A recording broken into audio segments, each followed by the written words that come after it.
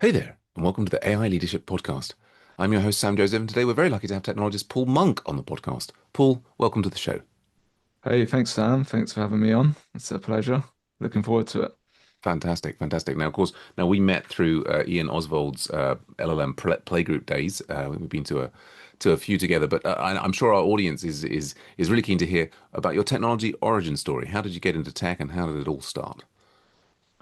I think like most folks that you kind of hear about, there's always something as you're growing up, you sort of realize that there's this innate desire to sort of I guess like play, you're kind of curious at that age. You want to play around with new technologies and you're just kind of testing what are you interested in and what you're not.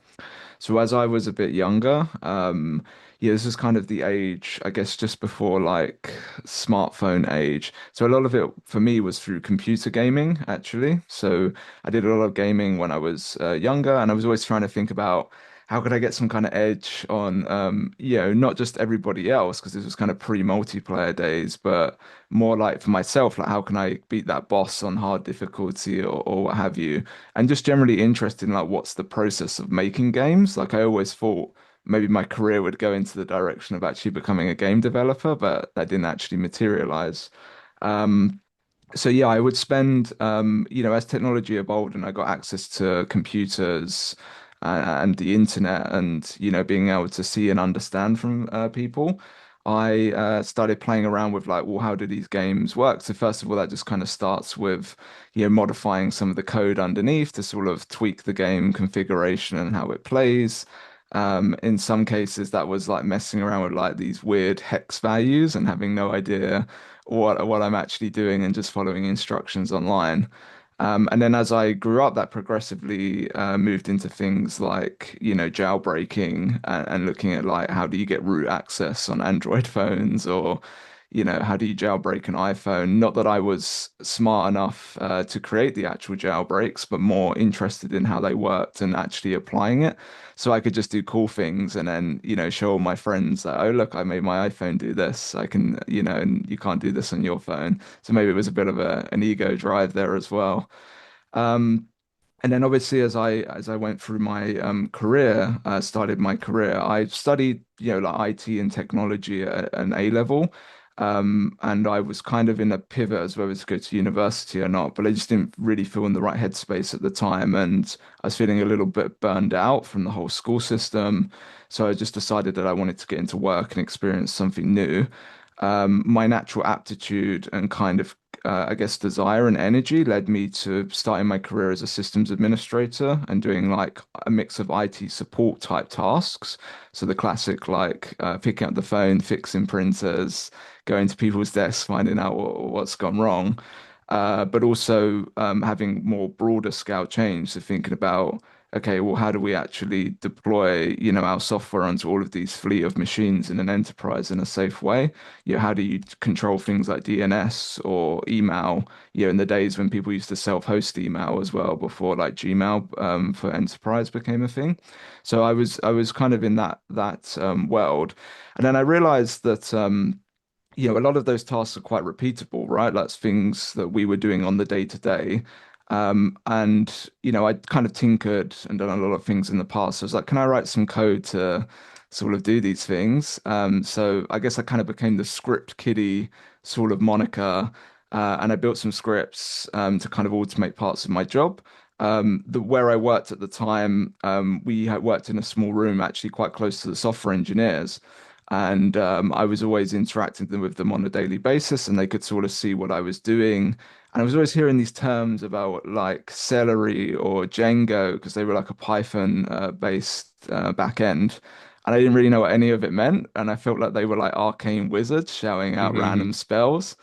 And then that kind of pushed me as well in the desire to try and go and work closer with those folks and actually become, not just somebody scripting stuff, but actually become a software engineer. And I was quite fortunate that a junior position opened up while I was there, and I was able to transition over to that. And then I spent a few years doing software engineering, full stack, so front end and back end with like websites. And we also did a bit of the management of our own infrastructure as well, like pre-cloud days. And then I decided that I kind of reached my limit of what I was learning there. And I ended up joining a startup in London, riding that kind of journey and that wave. We went through the rebranding exercise. There was a lot of change and turmoil, and you grow a lot in those kind of companies when the company's like doubling in size every year or what have you, because new challenges and problems arise and nobody necessarily has the answer. So you sort of have to figure them out and as you go. And I think maybe my less structured education background, in a way, kind of was a good preparation for that because I've always, on my whole career, been thinking and figuring things out on the fly. So while I was there, I transitioned into data engineering, and I was the first data engineer at the company. I saw, yeah, this was the time just before the data scientist role was classed as the sexiest job of the Hmm. 21st century or something like that. So I saw that the data was going to be a really key thing and it was going to be really important for the company. And I wanted to be part of that. And obviously, I'd recognized that data engineering was key to enabling these folks to actually be successful. Yeah, and then to kind of cut a long story short across that journey, eventually I became the head of data engineering at this scale up, and I was overseeing the data platform team that I'd built and also the analytics engineering team as well. And we can talk a little bit about the differences between those two if you like. And then after that, so that company did the classic scale up thing and it sort of like imploded and blew up. Partly a fact of, this was through the zero interest era. So after COVID, the world Mm. changed. We was also in the travel industry. So that had a big impact on the business as well. And then after that, I joined a fintech and I was the engineering manager for the data platform team. And the big kind of work and project that we were doing there was essentially around a data platform migration from like Redshift to Databricks. And I was there for a year and a half. And then after that, I decided that I wanted to do some freelancing um, because I wanted to see more different patterns. Like when you're in a permanent job, you only see that one thing. You see it for a longer trajectory. So you see the impact of your decisions and the duration, but you don't see as much breadth. So part of doing the freelancing exercise was to see more breadth and also try and kind of some of the things that I'd learned over the years, like can I help more people as well? So it's kind of a two-pronged philosophy. And then since then, I was a head of data at a medtech Series B startup for like about 6, 7 months. And I've had a few staff data engineer roles, normally a combination of team building and also like architectural review and technical advice. And that takes me up to today. Amazing. Yeah. Wow. What a story. And that's really, yeah, really interesting to sort of hear that whole process laid out. I'm just going back to the like going back to modifying the game code. I mean, I was quite into games as a younger person. I was never very good at them. I just remember this sort of. I was really excited about the idea, like with early versions of or the later versions of Doom and then Quake, with the idea that you could like program the bots to behave in a certain way. But I was kind of like at the time I was in Japan and the kind of almost to date me, the internet or like sort of access to information on the web was just sort of taking off, and I couldn't, I mean, it's this weird thing that at various points I've kind of wanted to get into something, but didn't because I couldn't quite get started with it, and it's just ironic, successive waves have made it easier and easier to get into things. I mean, and now any of these things, we can ask AI and you can just get started on it, but yeah, I just sort of yeah, no, I think that's a great way to get started if you can get in actually, hacking on these things to begin with. Yeah, good I do stuff. wonder how that story would shift in today's world with obviously the ability to use tools like Claude and ChatGPT. I wonder how I would have shifted my approach. And it makes me think of like what are the more junior folks coming up today doing as well. Yeah, yeah, it's that the world has definitely changed, and I guess we won't see the impact of that, for a little while. Which segues nicely into our second question of how is AI affecting both your life and your work, and obviously it's a big impact on work, but I'm also excited to hear about how AI is affecting more mundane aspects of your life. I mean, recently, what did I just? Yeah, I've just been taking photos of Japanese texts that I'm reading, and GPT-5 has been doing a pretty good job of like sort of taking all of the phrases and giving me the pronunciation and some of the background on them. And what, oh, the other day I was so I'd forgotten to put on the vegetarian roast for my niece. And it was kind of like, oh no, we're about to serve the main roast, and I've forgotten to do this thing that's supposed to take 45 minutes. And my wife was like, oh, ask the AI. And so I quickly asked, is there some way this, because it's this frozen thing, it's supposedly oven only, can we do it in the microwave? And the AI generated a plan, and I managed to get this thing done and ready, and my niece seemed to be happy, within 5 minutes. So, but any sort of anecdotes about how AI is affecting things outside of work? But of course, I'm also very interested in what's happening at work. Yeah, so from a personal perspective, I guess slightly similar to you actually. So I tried to do quite a bit of reading.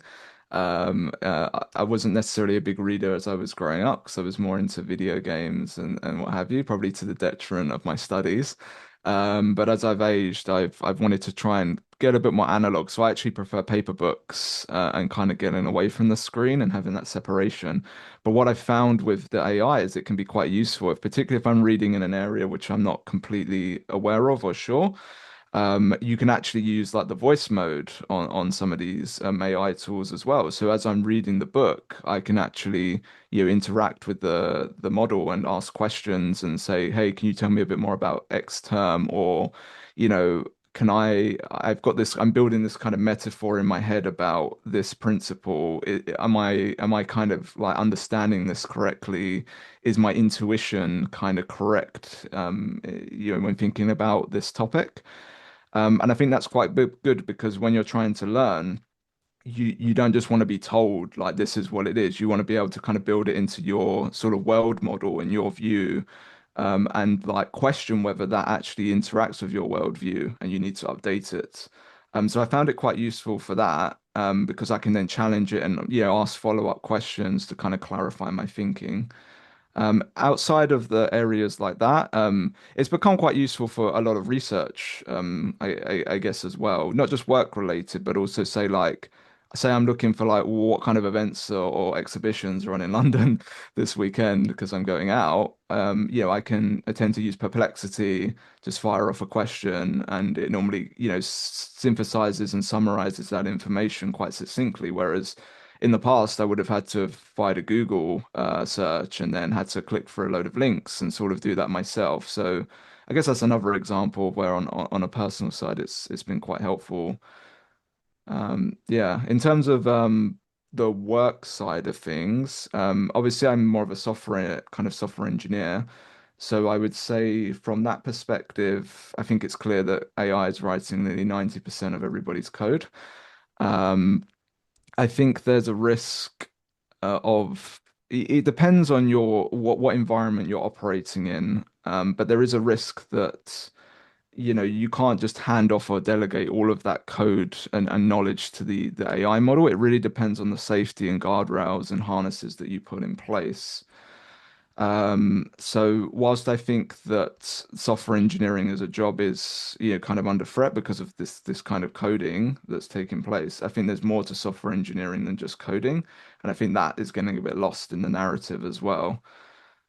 Programming is one aspect of software engineering, which looks increasingly likely the models are going to do more of. But yeah, I think there's a lot more to software engineering. So actually, in that sense, also having a back and forth with the models as well, kind of determining, clarifying my thinking around, is this the right design pattern to use? Is this the right architecture that we're going with, like based on your exploration of the code base, which maybe is unfamiliar because sometimes I'm stepping in and out of new code bases. So I've really found that quite useful from a work perspective. And we can talk into a bit more specific workflows if that's useful as well. Yeah, no, I'm absolutely. Just stepping back to the you're talking about using the AI while reading in the voice mode. Yeah, that is potentially very useful. That I think the thing that fascinates me is the way in which AI still manages to be wrong in places. And our ability to determine that is partly a function of how well we know the thing. Like just this morning, with and this is GPT-5 too, or what have you. It's doing the translation work for the Japanese, and I see that. there was one phrase means like, close to Kanto, which is the region that Tokyo sits in. And the AI had switched it to close to Tokyo, and now that could be due to like OCR, but it what we very much don't get when we're interacting with the AIs is their own assessment of how sure they are about things. I mean, I guess sometimes in like the prompt flow, it'll kind of and ah backwards and forwards, but it's just what I find strange, like the areas that I know really well, I'm able to pick up and see, okay, here are these sorts of mistakes that it's making, and they're often not huge ones, but I'm able to pick them up. And then in other areas which I'm less familiar with, and let's say I'm asking for a summary of the world news or this, that, and the other, it sort of seems like I don't know. It's a real double-edged sword. I mean, not that's any new idea, but it's kind of like it feels like for some activities, the relative cost of that small error slipping through that is it's not very high, and then but there just seems to be this danger in the way that the information is being presented. They always come across as so confident, which is and if you then don't know the area and don't know how to check, it just seems like a slippery slope. Do you know what I'm saying? Absolutely. And this kind of goes back to the point I was saying about where is it right that you can delegate that coding in the example of coding, where can you delegate that off to the model and you maybe don't have to as intensively review it or to have as many checks, and where don't you? And this Hmm. is the same thing outside of coding as well. Like when I'm looking things up, asking it questions from different viewpoints to sort of see does that match up. And then later on, outside of the reading, I might then use a completely different model or a completely different context window to say, okay, does this still stack up? Or, is it Mm-hmm. are we getting divergence of views here? Because that then tells me, okay, maybe there's more to it and I can't trust this as much as I thought. So I think there's an element of where you have to be like a bit like a Sherlock Holmes. You have to Yeah, play yeah. play the detective and observe the right things and ask the right questions.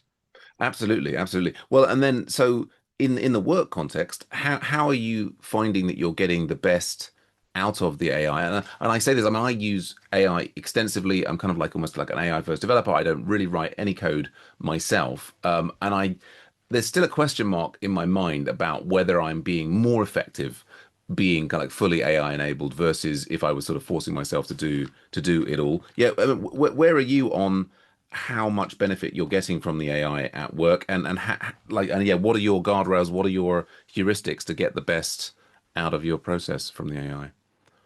I find that I feel like a lot of the management skills that I learnt when I was an engineering manager, like thinking about how do I distill what we need to achieve to the team and kind of give them that guidance and tell them. I feel like a lot of those skills I'm having to reinforce in a slightly different way with the AI models, which has been quite useful. So what I've tried to do in some respects is encodify my knowledge into the like skills, so that I don't have to keep repeating myself, and really trying to define clear context rules for the AI as well. I've also I tend to flip between Claude Code and Codex, and I think they have their strengths and weaknesses. What I like about Claude Code is its customizability. So I have a lot of things like hooks where I've put guardrails in place. So for instance, if I need to do some kind of data analysis type work to inform an opinion, and I need the model to go and query BigQuery to find me some data, I found through observation and watching the model that it doesn't respect things like how much data it's going to scan. So it might go off and pull like a few terabytes of data. And whilst BigQuery can handle that easily, that has a cost implication as well. So I found myself putting in guardrails where I'm restricting it through the CLI, saying you need to pass this flag where it's like, capping the maximum data that can be scanned for a particular query. And then those kind of hooks and guardrails give me the confidence to then say, okay, you can run off a bit more like in a YOLO kind of fashion where I don't have to watch over you so much. So that's one aspect of it. And then also research and things like that as well. Like I've given it some guardrails around, use this tool, use that tool, consider these kind of domains as more important than other sources.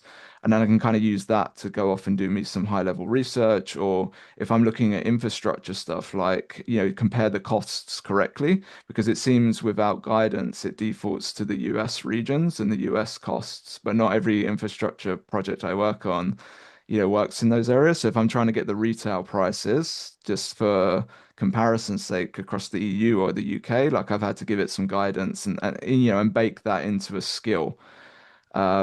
And also, I've also got I'm using Obsidian to do a lot of knowledge management. And in Obsidian, I'm kind of syncing like my meeting notes.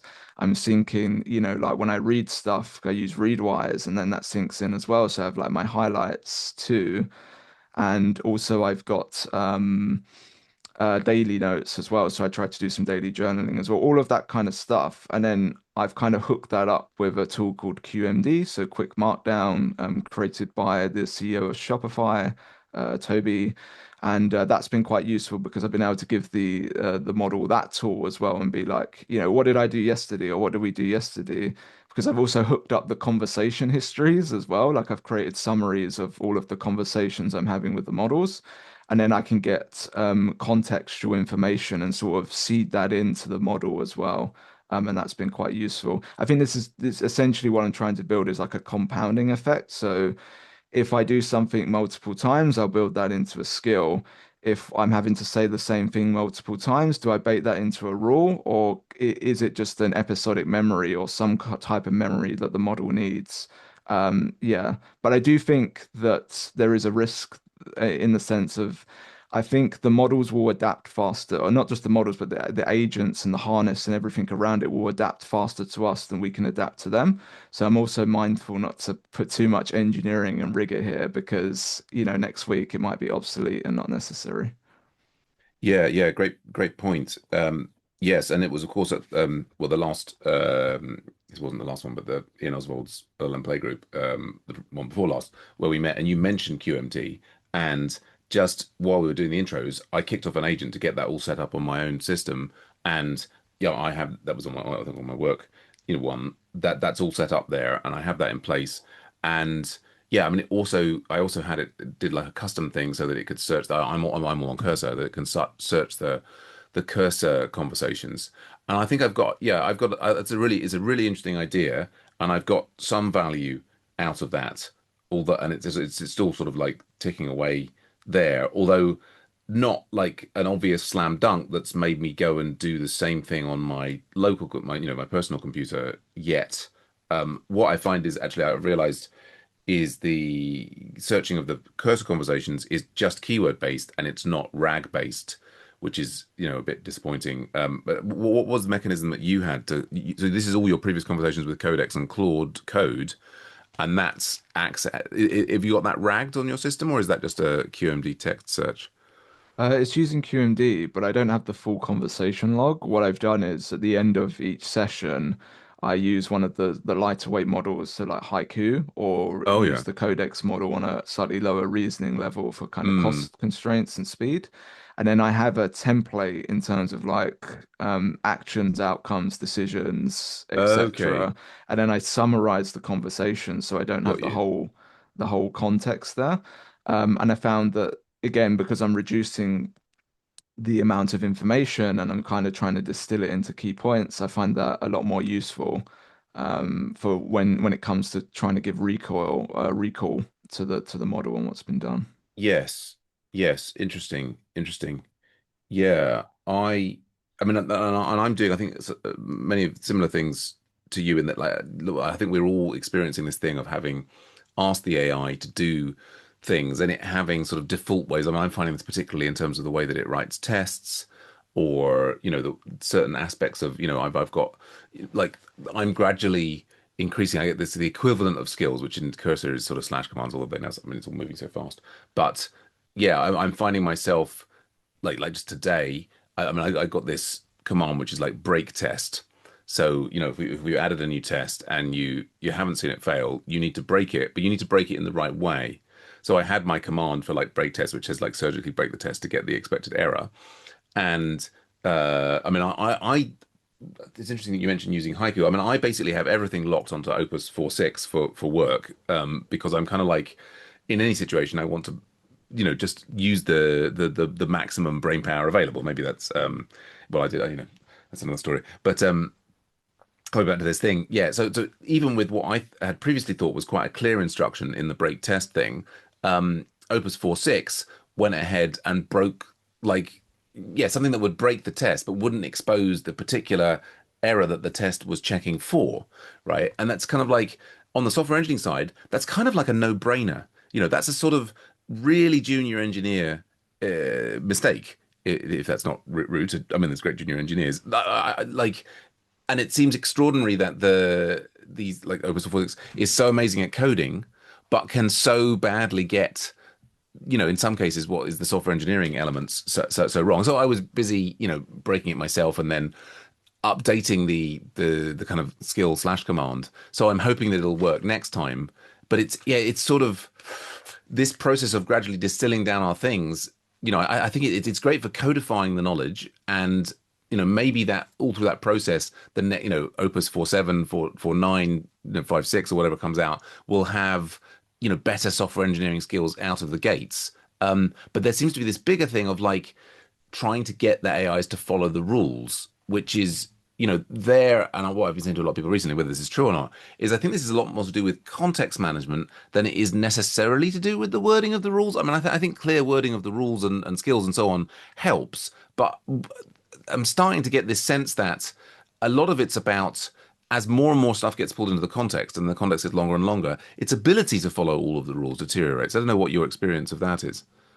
Yeah, no, I've seen this as well. I think that's, is there a term? Is it like context poisoning or something like Mm, that? mm, It does seem that I mean, there's also noted cases online, and I've observed them as well, that as you get closer to that, that window where it's like, oh, I need to do compaction soon. It seems like the AI, particularly I've noticed this more in Claude than Codex, the AI gets a pressure and it's like, oh, I've got to get this done before the context window closes. mm, So I find that as you get further in, it doesn't follow the instructions as well, but it also tries to rush a bit more mm, and doesn't necessarily fulfill the task as well if it was earlier in the context window. So I find myself strategically a lot thinking about, where's the context here at this point? How do I manage that context a lot more? I've seen people talk about, because now Claude Code has models that can support 1 million token context mm, window. mm, And I've seen people talk about, even if you don't use the whole window, you could actually configure it to use the 1 million context window, because then that reduces that pressure of mm. being close to the context window. But obviously, you still run into the problem that you're referring to, that it doesn't always reference things that appeared earlier in the context window, which will be specifically maybe stuff that's in your claude.md or agents.md Yeah. file or the actual rules. So yeah, I find sometimes I have to reinforce certain things. And once I see that the conversation, that it's kind of losing some of its quote unquote intelligence, then I'll kind of fork it off into a new conversation and try and start again. Yeah, no, I'm doing a lot of that routine, which is, I'm doing some summarizing and saying, okay, like I'm having conversation with the agent, and this, I'm in Cursor. You've also got the one, with max mode and Opus Hmm. 4.6. You've got the million token, which I was very excited about. It's like, oh wow, I can put in all of my different comedy generation approaches in the last 5 years and have all of them in, and I did have some exciting sort of little breakthroughs there that are up in my LinkedIn articles recently, but. Doing that at work with multiple things is I've found that getting into the like and now 300K, 400K, like, even though it has got that ability to do that much context, I don't know that I think it's already starting to suffer when it's gone that long. And so I'm kind of like having these conversations with the agent about, okay, we're like 350K. We've done a lot of thinking. We've got these other tasks. Let's create little plans, and I'll start those with fresh agents in new contexts, and then focus on. It's almost like you've got kind of the daddy agent that you've had the bigger, longer chat with, and or mummy agent, we should say, and and like, okay, let's try and build a plan that, a fresh agent can work with effectively. Yeah, yeah. But I Yeah, and was this really, is oh, where so go on. tools like, sorry, no, and this is where, yeah, we've seen people using tools like beads, right? Because then you can have, local issues within your GitHub repository. You can create those issues in one agent, and then you can have other agents and windows like work on those issues based on Mm, what you've actually put in the description and acceptance criteria. And beads is just one example. You could probably use a more traditional system like Jira or right. Linear and have it sync into beads or some other mechanism. But the Yeah. principle is the same. You're using one agent to plan and then other ones to execute. Yes, yes, indeed, indeed. I mean, I feel like I haven't necessarily plumbed everything that Cursor can do there. I feel it's anyway. I mean, the tooling is moving so fast. I mean, I am hoping that in a fairly short time we will, it feels like we've gone from being coding masters to being context management masters. Almost though it would be nice if the agents could manage their own context effectively and just get that down. I imagine it will come. But I was really interested in what you were saying before about how your management skills as an engineering manager are being really useful. And that leads into our third question, which is about your approach to leadership and management. Yeah, what are your thoughts there on how you do leadership both for humans and for AIs? Yeah, well, I think first of all, leadership and management are two different things, and I think people conflate the two. Oh yeah. So I think management is more about you're implementing the process that Hmm. is necessary and more of that core orchestration stuff and really trying to encapsulate everything there and sort of bring people together through some process. Whereas leadership's more about your vision and how you inspire people and how you take them on a journey. And obviously, the best managers are both leaders and managers. And I think that's an important distinction to draw. In terms of leadership, I've always been of the kind of mindset that I like to give people autonomy. I guess this is more of this kind of servant leadership model. So I'm really about making sure people have the context, the tools, everything that they need to be successful for the given task that they need to achieve.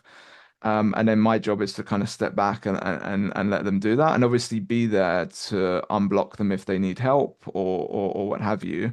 And obviously give the wider team, while everybody's working on their individual bits, give the wider team that cohesive narrative as to what are we pulling to, what direction are we moving in. Of course, if there are, part of building a team as well as a manager is also thinking about it's not necessarily the best individuals are going to make the best team. So I'm always thinking about, how do I assemble the best team for what the objective and our vision and our mission of what we need to achieve.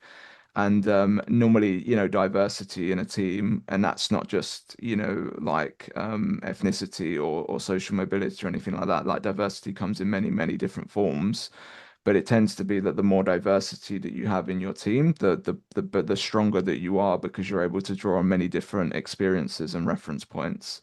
But a few things for me that I also try to think about. I like to have strong positions but loosely held so that we can move fast. And everybody knows what our core kind of principles are and policies, but also that they're open to challenge and that anybody can like submit a case and we can change them if it's the right choice. I'm also a big fan of I think Jeff Bezos coined this. There was like the out of Amazon, there was like one-way and two-way door decisions. So I'm a big fan of so one-way decisions are essentially where once you go through that one door, you can't really turn back. So it's kind of like a big decision where it requires us to sit down and kind of work as a team and think through that a bit more. Whereas a two-way door means, that we can kind of go back through it if it's not the right approach. So I tend to try to let the team distinguish like what type of decision is this? Is it a two-way door? Is it a one-way door? And if it's a two-way door, then you don't need me to like block you, just go ahead and then we can kind of make decisions accordingly. Yeah, and also a big fan of like delegating ownership. So being really clear about who owns what sort of task, so that everybody knows what they're responsible for and what they're doing. So that just makes things a lot clearer as well, so that people don't step on each other's toes, and it's kind of obvious in that sense. And the other thing which I'm a big fan of as well is I'm not really a big fan of like slide decks, which is quite ironic speaking as a consultant maybe. I'm a big fan more of written narratives because I think the process of writing is sort of nature's way of letting you know how sloppy your thinking is. Um, so I think I always encourage the team, before we were making big architectural decisions or a big piece of work to kind of write down our process and what we're thinking about and how we're going to approach it. And I don't think that really changes in an AI world because again, like to my point earlier, coding wasn't necessarily the largest part of being a software engineer. It was probably the last 20%, if that. Mm, So I still think software engineering has a place, and it's just that parts of it are going to change. The same way mathematicians still exist, but now they use calculators and they don't do everything by hand, right? mm, mm. Um, so yeah, that's my kind of leadership philosophy is to step back and kind of let everybody move in the right direction and put the guardrails in place and give them the tools and kind of enable them to see where they need to go. And obviously, if people abuse that trust or something's not working, then I have to step in and get a bit closer to the situation.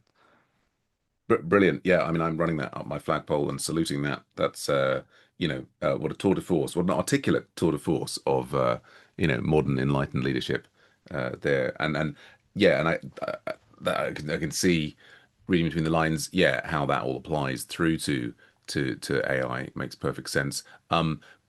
I think you've given us, what more can I say? You've defined leadership for us perfectly. I'm tempted, time running on to go into our next thing, and feel free to keep on with that theme. But I was going to ask you what your what tech hack you're most excited about, and that could be in about, I mean, you've already mentioned a number of exciting tech hacks in terms of, the way that your engineering management or ideas about leadership are flowing into how you're managing the AI agents. You're talking about using the voice mode while, reading books and so on. Is there anything else that you're particularly excited about? It doesn't have to be AI. Could be anything that you're using or doing. Things like beads or QMD or anything you're particularly excited about at the moment. I think one of the things that I am excited about is actually how, and this maybe sounds a little bit dull, but I'm actually excited about how technology is going to enable us to have much better context of what is going on in an organization. Because Okay. there's been many times when I've been in an organization where knowledge is kept in people's heads, it's not Mm, available, it's unclear what certain people mean. And if you work in a more hybrid type environment, sometimes if you're not on the office that day, you don't get that little quip of information, and that can mm, change a lot of things. Now, I don't think it's the technology is necessarily going to solve this, but obviously things like these AI meeting note takers and stuff like that, like I think they're amazingly useful, and I'm also looking forward to applying AI to knowledge bases as well, and sort of, in code documentation, all of these kind of the written word and things where we try to encapsulate the institutional memory of an mm, organization, how we can use these tools to do that. Because I was on forever many teams where like you're moving fast, you've got to do this, and like not everybody took meeting notes, or the documentation wasn't always updated, or it was out of date. And then when someone new joins, you're like, how do I get started, or what's going on? And all of those problems, like someone new joining, that's the same if an agent, a new agent comes on board, right? It's like, how does it know? What your organization's about, what are the key challenges? How do we do things here? How do all these systems work? So it sounds a bit boring, but I think some of the tech hacks that I'm more excited about are things like that. Like, how do we actually codify this knowledge? Because I can see it being a tour de force, particularly as these agents get better and they're able to reason more effectively about the knowledge that's available to them. Yeah, that's. I mean, some really interesting ideas in there. Like you say, like a new agent is effectively being onboarded, like you would onboard a new employee. I think that's worth its weight in gold. It's interesting what you say about the meeting notes and the docs going out of date. I mean, I've been having a lot of discussions with people about that. I've actually, like at work, I've given up on AI meeting summarizers. In as much as what I was finding in in technical discussions, I was just not satisfied. It felt like the granular, like sort of what I would prefer. in the first instance for a technical meeting is I would like a actual transcript of what was said. I mean, that's something that's also, with systems like Whisper or what have you, you can kind of get some of that. And I've actually, I mean, before ever the big AI revolution, I'm quite a fast typer. One of the things I would do in a lot of companies, and also to help me pay attention in the meetings, is I would like type in real time as people, and I can't, if they're a fast speaker, I can't necessarily keep up. But often in a meeting, there's little pauses and people are slower speakers or what have you. So I've been doing a lot of that recently. It's but then having that data and then making that available. I mean, what I find, I don't know if you found this as well, is I think there's a tendency for a lot of places you have the discussions, particularly over Zoom or Teams or what have you. There's no diagram. People are just sort of talking in terms, and we're sort of relying on people remembering fragments of conversation, right? And trying to actually, what would be amazing if it would come is like an AI that was be able to like listen to those conversations in real time and actually produce accurate diagrams and documentation. That's maybe that will Yeah, and come. I think these will come. And also I think scarily as well is also the social aspects of it as well. Like you could imagine an AI inferring from the video, oh, this person looks like they're saying one thing, but they're Mm, actually, the kind of subconscious traits that we pick up when we look at another right. person, and we sort of see, yeah, maybe they're not actually bought into this idea, even if they are saying that. I'll be interested to see when it gets to the level where it can do that. And I think if it can, that'll be quite scary. Yeah, scary to well, which excuse me, segues nicely into our next question, which is how do you see the future of AI? I get the sense that you're quite bullish on it, but where do you see us getting to in a year or 2 years or 5 years with the way things are going? Yeah, I mean, putting a time frame on anything is incredibly difficult, right? I think Mm, we've seen this with even the thought leaders, like the CEOs of Anthropic or OpenAI, like they make bold claims, but how many of them have actually held it up to the time frames they've initially set? Or even someone mm, like Elon Musk, right? He's obviously been wildly projective, not just with AI, but other things in the mm, past as well. Um, Look, I think it's clear the genie's out the bottle and that these things are only going to get better. And it's clear that if we look over the trajectory of the last couple of years, like how much more that I remember when GPT-4 or maybe it's just like the version 3 models, like you tried to give them a coding problem, mm, they weren't very good, they couldn't follow things, and now like they can write 90% of the code. So it's clear that the trajectory of these things is that they're only gonna only get better and better. mm, Obviously, the risk is like when if you think of like the Industrial Revolution, what we were essentially doing is like if we were freeing up people from being able to do physical work, we were essentially making them to be able to do knowledge work, right? mm, So it's like there's a lot of talk about if AI gets better, it's going to replace knowledge work essentially. But then the question then becomes, it's like, okay, well then what do people do then, right? Because if that like how many times have you been to a party where one of the first questions somebody asks you is what do you do? So our work is intrinsically linked in the identity of who we are. And that will cause, many social unrest and issues. And if that moves too quickly, there's going to be a lot of disparity and inequality and problems there. But I think it's clear that, AI seems like a genius at some points, and it also seems quite foolish at other points. indeed. So it feels like until it builds up similar models to what we have in the brain, like I think there's a lot of talk about world models and Hmm. things like that, we're probably a bit further away from general intelligence. So I think in the coming years, it's going to be more of a hybrid approach between humans and AI. And then who knows where that goes from there and what that looks like. And look, it's obvious at the moment as well that it's not economically scalable for how these companies are selling all of their tokens. At some point, the investment money is going to run out. And then does it become a lot more expensive to use this? Obviously, technology gets cheaper over time, but I think that's a factor in how long this takes to develop as well. So, yeah, in short, yeah, I think it's going to change things. How quickly? Who knows, right? I think only the people working in the AI labs, which are very closed off, know exactly where things are going. Yeah, yeah. Well, I mean, it's a very balanced summary there. Yeah, which I think I would agree with. I guess just on the emotional side, like the way as you look about the to the future with the way in which you're using AI continuing on, do you feel like uh that perhaps as some people do you feel threatened or excited? Are you like, yeah, these are exciting and fun tools to play with, and it's just going to get more fun? Like, obviously, there's no crystal ball, but how are Mm. you feeling as you look to, like the imagined trends, and of course the timescale may vary. Are you excited about using more AI? Are you thinking it should all change in a different way? Where are your feelings at for you I'm personally as a knowledge worker or Yeah, no, I'm excited about it because there's a lot of things. I've had a lot of ideas or things that I've always wanted to do, but always been time constrained or never had the mental space to do them. And now, and I know this is going to get better. Like I can fire off ideas and get information and, generate new things or whatever. So I'm really excited about that. I'm really jazzed about it as well. And also excited to see, how much AI is, I guess, democratizing coding in a way. And Mm. like, we're seeing a lot of, adjacent folks actually dipping their toes into the technology and into the water now.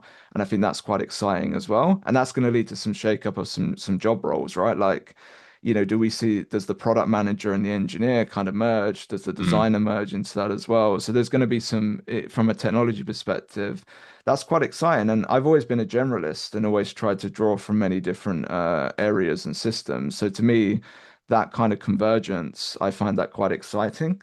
But it's also going to shake up a lot of things as well.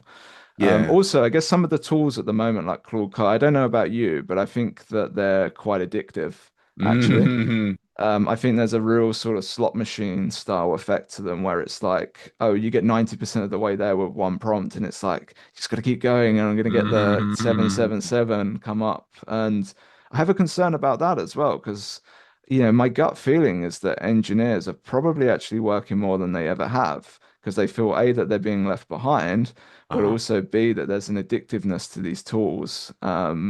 Which is quite ironic in a way when you think about a lot of the tools that engineers have helped create, particularly in social media companies, right? Getting a taste of their own medicine. Goodness me. Yes. Yes, fascinating. I'm just having a random side thought about how maybe moving from manual work to knowledge work, we're maybe moving into initiative work in that the key Mm, becomes not so much the knowledge of how the coding works, but the initiatives that one takes. I mean, for me personally as a coder, I've always really wanted to know why am I coding this thing. And I've had a lifetime of work in coding, and I don't feel the need to code anymore, like write my own code. Like I almost want to operate at the space of ideas of how are the users using this, how are they getting value, this, that, and the other. So at least for me personally, as the coding gets taken away, I'm feeling no loss there. The only frustration is when the AI doesn't do it well, and then when it starts thrashing, and I feel like, okay, written a lot of code with the AI here, and my ability to help it is curtailed. So it's partly why I've switched into this very, very tight TDD ping pong The, mode. the the risk with no coding though is that obviously we're one of the big ways that you would learn as an engineer was through code reviews. Yeah, yeah. And if we move to a world where the AI is writing a lot of the code, and I would say that any kind of job or role that has a high verifiability to it is probably at risk more so than others. But then Mm, it's like, how do you replace that learning mechanism in your organization? mm, And that's something to think about. Like maybe it's like kind of monthly kind of meetings where all the engineers come together and you kind of review the architecture and the code hmm together. hmm How do you reinforce those patterns? And I think that's one risk of not writing the code, right? And Yeah. also the writing the code gives you an intuition. You start getting a thought process of how things should be. Oh, totally. And I'm worried in AI as well that people are handing off too much of their thinking to these Yeah. models. Yeah. And yeah, I think critical thinking is a big weakness what we have. Yeah, 100%, 100%. I think it's been fascinating. We're on to that final question, which, well, I'm really excited about. You were sort of mentioning, identity and social issues and so on. But what does it all mean? This life, this universe, and everything. Are we already in a simulation? Does God inform, how you feel about AI? I mean, this question can be as big or small as you like it to be. I'm interested both if you've got some big picture idea about what the nature of the universe is, but also just like, that doesn't have to be on that. Could just be about what it is that gets you out of bed in the morning and what gives your life meaning. Yeah, I mean, I always thought the answer was 42, was it Yeah, not? yeah, there you go. Yeah, yeah, yeah. And if you're older Um, than that, it's you're over the hill. So no, no, but but yeah, I mean, ultimately, I wouldn't say I'm informed enough to really fully answer that question. I mean, ironically, I've been doing a little bit of reading about neuroscience recently because I think that will mm, help me understand a bit more about maybe how in this quote unquote intelligence, artificial and both and organic as well, is mm. kind of developing and growing. And it sounds like the brain actually does a lot of simulation already. So then it kind of comes to the point of like, are we actually in some kind of simulation? Because if you factor in what the brain is doing and then you factor in the computational power that we're seeing already, and you could imagine what a more advanced civilization could have, it does beg one to kind of think about that question. And then you start getting into the realms of like, if you've seen The Matrix, right? You start Right, right. thinking about those things as well. So yeah, ultimately, I don't think any of us know, but I can see a strong kind of philosophy towards that, and I'm still kind of working out my answer to this question as well. In terms of what gets me up and going all the time, I think it's more about I want to have an impact. I want to see people learn. I want to see people grow. I'm generally curious about what is going on in this world, and I'm still trying to figure it all out myself. So if somebody can give me some pointers or recommend me some resources, I'm totally on board with reading them and trying to update my own world model, right? Yeah, yeah, no, fantastic. While chatting to the AI about what you're reading. Yeah, brilliant, brilliant, fantastic, Paul. It's been what a lovely conversation. Um, for your side, if the audience, any of the listeners want to get in touch, ask you questions, if you've got any upcoming events that you'd like to promote, what's going on with you? No upcoming events at the moment, but the best way to get in touch with me is probably via LinkedIn. You can search for me, Paul Monk. I don't think there's too many Paul Monks, but could be wrong. And my company, if you need some kind of a technical advice or anything of that nature in terms of team building or anything related to data engineering and maybe a bit of AI stuff, is decidewithdata.io. Oh, brilliant. Yeah, well, we'll get a link to that and to your LinkedIn in the show notes. And well, thanks everyone. That wraps up this episode of AI Leadership. If you'd like to be on the podcast or join the Rebel AI community that it all started from, please don't hesitate to reach out to me, Sam Joseph. My email is sam@neurogrid.com. And please do follow us on Spotify. And of course, you can add questions and comments there or just DM me on LinkedIn and we'll be in your ears again real soon. Finally, big thanks to our guest today, Paul Monk. Thank you, Sam. Take care.